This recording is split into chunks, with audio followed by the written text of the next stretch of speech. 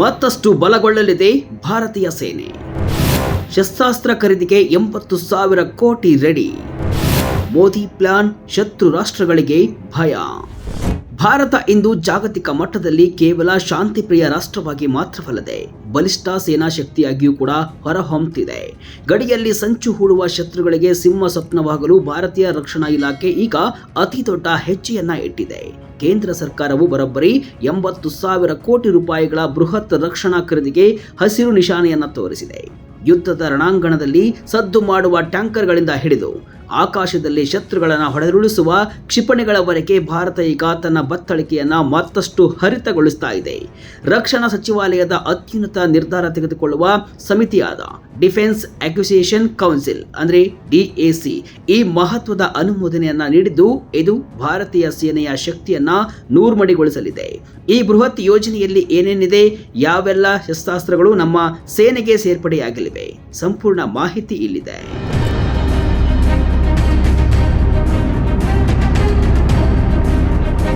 S, ಭಾರತೀಯ ಸೇನೆ ರಕ್ಷಣಾ ವಲಯದಲ್ಲಿ ತನ್ನ ಸಾಮರ್ಥ್ಯವನ್ನ ಶಕ್ತಿಯನ್ನ ಹೆಚ್ಚಿಸಿಕೊಳ್ತಾ ಇದೆ.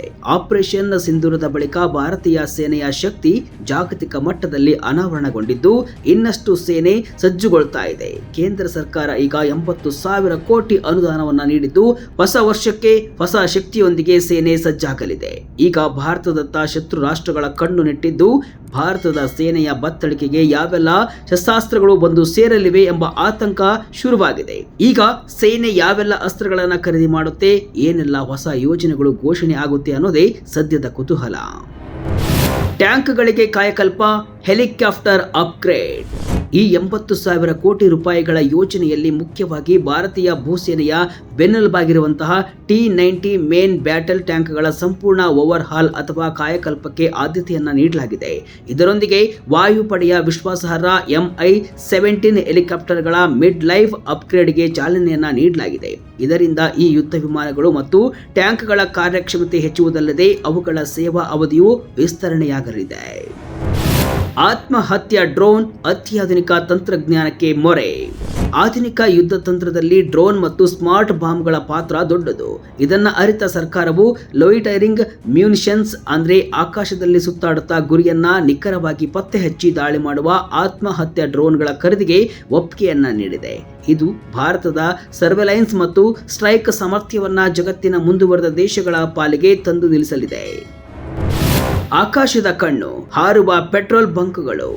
ವಾಯುಪಡೆಯ ಶಕ್ತಿಯನ್ನ ಹೆಚ್ಚಿಸಲು AWACS ಅಂದ್ರೆ ಆಕಾಶದ ಕಣ್ಣು ಅಂತ ಕರೆಯಲ್ಪಡುವ ಕಣ್ಗಾವಲು ವ್ಯವಸ್ಥೆ ಮತ್ತು ಗಾಳಿಯಲ್ಲಿ ವಿಮಾನಗಳಿಗೆ ಇಂಧನ ತುಂಬಿಸುವ ಏರ್ ಟು ಏರ್ ರಿಫ್ಯೂಯಲರ್ಸ್ ಯೋಜನೆಗಳಲ್ಲಿ ಪ್ರಮುಖ ಬದಲಾವಣೆಗಳನ್ನು ಮಾಡಿ ಪ್ರಕ್ರಿಯೆಯನ್ನ ವೇಗಗೊಳಿಸಲಾಗಿದೆ.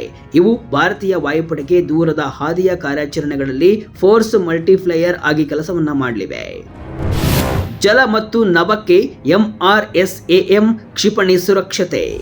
ನೌಕಾದಳ ಮತ್ತು ವಾಯುಪಡೆಗಾಗಿ ಮಧ್ಯಮ ಶ್ರೇಣಿಯ ಭೂಮಿಯಿಂದ ಆಕಾಶಕ್ಕೆ ಜಿಗಿಯುವ ಕ್ಷಿಪಣಿ ವ್ಯವಸ್ಥೆಯನ್ನ ಖರೀದಿಸಲು ಅನುಮೋದನೆಯನ್ನ ನೀಡಲಾಗಿದೆ. ಇದು ಶತ್ರು ದೇಶಗಳ ವಿಮಾನ, ಡ್ರೋನ್ ಅಥವಾ ಕ್ಷಿಪಣಿ ದಾಳಿಯಿಂದ ಭಾರತದ ಭೂಭಾಗ ಮತ್ತು ಸಮುದ್ರ ಗಡಿಗಳನ್ನು ರಕ್ಷಿಸಲು ಉಕ್ಕಿನ ಕವಚದಂತೆ ಕಾರ್ಯವನ್ನ ನಿರ್ವಹಿಸಲಿದೆ. ತುರ್ತು ಖರೀದಿ ಅಧಿಕಾರ, ಅಮೆರಿಕ ಜೊತೆ ಒಪ್ಪಂದ. ಮತ್ತೊಂದು ಪ್ರಮುಖ ವಿಷಯವೇನೆಂದರೆ ಸಶಸ್ತ್ರ ಪಡೆಗಳಿಗೆ ನೀಡಲಾಗಿದ್ದ ತುರ್ತು ಖರೀದಿ ಅಧಿಕಾರದ ಅವಧಿಯನ್ನ ಜನವರಿ 15ರವರೆಗೆ ವಿಸ್ತರಿಸಲಾಗಿದೆ. ಈ ಹಿಂದೆ ಇದು ನವೆಂಬರ್ 19ಕ್ಕೆ ಮುಕ್ತಾಯವಾಗಬೇಕಾಗಿತ್ತು. ಈ ಅಧಿಕಾರವನ್ನು ಬಳಸಿಕೊಂಡು ಸೇನೆಯು ಅಮೆರಿಕದಿಂದ ಅತ್ಯಾಧುನಿಕ ಜಾವೆಲಿನ್ ಆಂಟಿ ಟ್ಯಾಂಕ್ ಗೈಡೆಡ್ ಮಿಸೈಲ್ಗಳು ಮತ್ತು ಎಕ್ಸಾಲಿಬರ್ ನಿಖರ ಗುರಿಯ ಆರ್ಟಿಲರ್ ಮದ್ದುಗುಂಡುಗಳನ್ನು ಖರೀದಿಸಲು ಸಜ್ಜಾಗಿದೆ. ಸಚಿವಾಲಯದ ಕಟ್ಟುನಿಟ್ಟಿನ ಎಚ್ಚರಿಕೆ. ಕೇಂದ್ರ ರಕ್ಷಣಾ ಸಚಿವಾಲಯವು ಕೇವಲ ಹಣ ಬಿಡುಗಡೆ ಮಾಡುವುದಷ್ಟೇ ಅಲ್ಲದೆ ಕೆಲಸದ ವೇಗಕ್ಕೂ ಆದ್ಯತೆಯನ್ನ ನೀಡಿದೆ. ಒಪ್ಪಂದಕ್ಕೆ ಸಹಿ ಹಾಕಿದ 1 ವರ್ಷದೊಳಗೆ ಶಸ್ತ್ರಾಸ್ತ್ರಗಳನ್ನು ಪೂರೈಸದಿದ್ದರೆ ಅಂತಹ ಮಾರಾಟಗಾರರ ವಿರುದ್ಧ ಕಟ್ಟುನಿಟ್ಟಿನ ಕ್ರಮವನ್ನು ಕೈಗೊಳ್ಳಲಾಗುವುದು ಅಂತ ಎಚ್ಚರಿಕೆಯನ್ನ ಕೊಟ್ಟಿದೆ.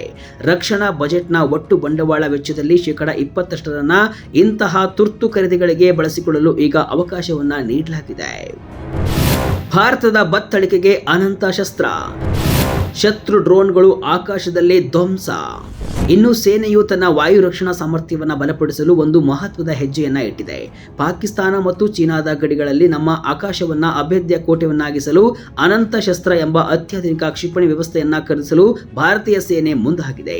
ರಕ್ಷಣಾ ಕ್ಷೇತ್ರವನ್ನ ಬಲಪಡಿಸುವುದರ ಜೊತೆಗೆ ಸ್ವದೇಶೀಕರಣಕ್ಕೆ ದೊಡ್ಡ ಉತ್ತೇಜನ ನೀಡುವ ಕ್ರಮವಾಗಿ ಭಾರತೀಯ ಸೇನೆಯು ಪಾಕಿಸ್ತಾನ ಮತ್ತು ಚೀನಾ ಗಡಿಗಳಲ್ಲಿ ವಾಯು ರಕ್ಷಣಾ ವ್ಯವಸ್ಥೆಯನ್ನ ಬಲಪಡಿಸಲು 5 ರಿಂದ 6 ರೆಜಿಮೆಂಟ್ಗಳಷ್ಟು ಅನಂತ ಶಸ್ತ್ರ ಕ್ಷಿಪಣಿಗಳನ್ನು ಖರೀದಿಸಲು ಟೆಂಡರ್ ಹೊರಡಿಸಿದೆ. ಸುಮಾರು 30,000 ಕೋಟಿ ರೂಪಾಯಿಗಳ ಈ ದೈತ್ಯ ಯೋಜನೆ ದೇಶದ ರಕ್ಷಣಾ ಕ್ಷೇತ್ರದಲ್ಲಿ ಆತ್ಮನಿರ್ಭರತೆಯತ್ತ ಒಂದು ಹೊಸ ಅಧ್ಯಾಯವನ್ನ ಬರೆಯಲಿದೆ.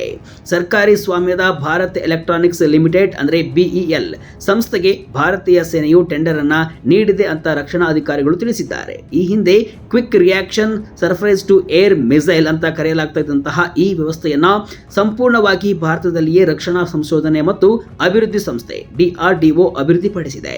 ಇದು ಪ್ರಧಾನಿ ಮೋದಿಯವರ ಆತ್ಮನಿರ್ಭರ ಭಾರತ ಯೋಜನೆಗೆ ಸಂದ ದೊಡ್ಡ ಗೆಲುವಾಗಿದೆ. ಸುಮಾರು 30,000 ಕೋಟಿ ರೂಪಾಯಿಗಳ ಈ ಬೃಹತ್ ಯೋಜನೆಯು ಭಾರತದ ವಾಯು ರಕ್ಷಣಾ ಜಾಲವನ್ನು ಹಿಂದೆಂದಿಗಿಂತಲೂ ಹೆಚ್ಚು ಸದೃಢಗೊಳಿಸಲಿದೆ. ಅನಂತ ಶಸ್ತ್ರದ ಸೇರ್ಪಡೆಯೊಂದಿಗೆ ಭಾರತೀಯ ಸೇನೆಯು ತನ್ನ ವಾಯು ರಕ್ಷಣೆಯನ್ನ ಮತ್ತಷ್ಟು ಆಧುನೀಕರಿಸುತ್ತಿದೆ. ಪಾಕಿಸ್ತಾನವು ಬಳಸುತ್ತಿರುವ ಟರ್ಕಿ ಮತ್ತು ಚೀನಾ ನಿರ್ಮಿತ ಡ್ರೋನ್ಗಳನ್ನು ಎದುರಿಸಲು ಹೊಸ ರಾಡಾರ್ಗಳು, ಅತಿ ಕಡಿಮೆ ದೂರದ ವಾಯು ರಕ್ಷಣಾ ವ್ಯವಸ್ಥೆಗಳು, ಜಾಮರ್ಗಳು ಮತ್ತು ಲೇಸರ್ ಆಧಾರಿತ ವ್ಯವಸ್ಥೆಗಳನ್ನು ಸೇನೆ ಖರೀದಿಸ್ತಾ ಇದೆ. ಸೇನಾ ಮುಖ್ಯಸ್ಥ ಜನರಲ್ ಉಪೇಂದ್ರ ದ್ವಿವೇದಿ ಅವರು ಸೇನೆಯಲ್ಲಿ ಸ್ವದೇಶೀಕರಣಕ್ಕೆ ಹೆಚ್ಚಿನ ಒತ್ತನ್ನು ನೀಡುತ್ತಿದ್ದಾರೆ. ಅನಂತ ಶಸ್ತ್ರದ ಜೊತೆಗೆ ಭವಿಷ್ಯದಲ್ಲಿ ಜೋರಾವರ್ ಲೈಟ್ ಟ್ಯಾಂಕ್ನಂತಹ ಹಲವು ಸ್ವದೇಶಿ ನಿರ್ಮಿತ ಶಸ್ತ್ರಾಸ್ತ್ರಗಳು ಸೇನೆಗೆ ಸೇರ್ಪಡೆಯಾಗಲಿವೆ.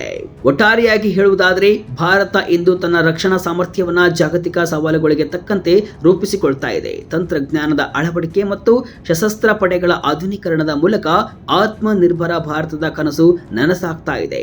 80,000 ಕೋಟಿ ರೂಪಾಯಿಗಳ ಈ ಹೂಡಿಕೆ ಕೇವಲ ಶಸ್ತ್ರಾಸ್ತ್ರಗಳ ಖರೀದಿಯಲ್ಲ, ಬದಲಾಗಿ 140 ಕೋಟಿ ಭಾರತೀಯರ ಸುರಕ್ಷತೆಯ ಭರವಸೆ. ಗಡಿಯಲ್ಲಿ ನಿಂತು ಕಾಯುವ ಯೋಧನ ಕೈಗೆ ಅತ್ಯಾಧುನಿಕ ಶಸ್ತ್ರ ಸಿಕ್ಕಾಗ ಭಾರತವನ್ನ ಕೆಣಕುವ ಧೈರ್ಯ ಯಾವ ಶತ್ರು ರಾಷ್ಟ್ರಕ್ಕೂ ಇರುವುದಿಲ್ಲ. ಈ ಬಗ್ಗೆ ನಿಮ್ಮ ಅಭಿಪ್ರಾಯವನ್ನು ಕಮೆಂಟ್ ಮಾಡಿ ತಿಳಿಸಿ.